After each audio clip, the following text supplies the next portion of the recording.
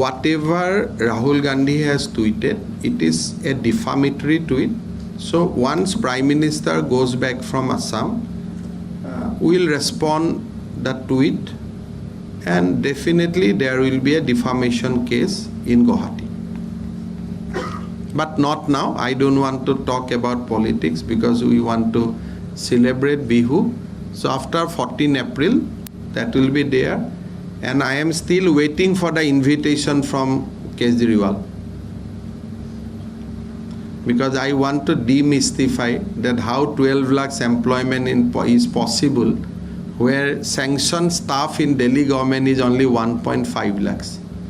So I want to ask him that question, because if Assam government has a sanctioned staff of 4 lakhs, how can I give appointment to 12 lakhs people?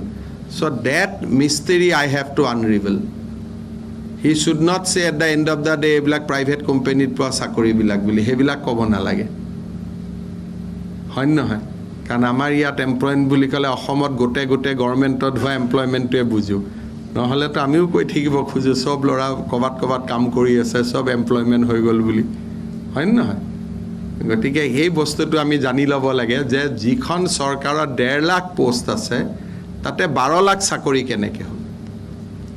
মানে এইটো এটা মই national pride and Prestige হিচাপে লৈছোঁ, যাতে অসমৰ মাটিত আহি কোনো পলিটিচিয়ানে অসত্য কথা ক'ব নোৱাৰে। যি কৰিছে ফ্ৰী ইলেক্ট্ৰিচিটি দিছে, ডেট ইজ এ ফেকচুৱেল কথা।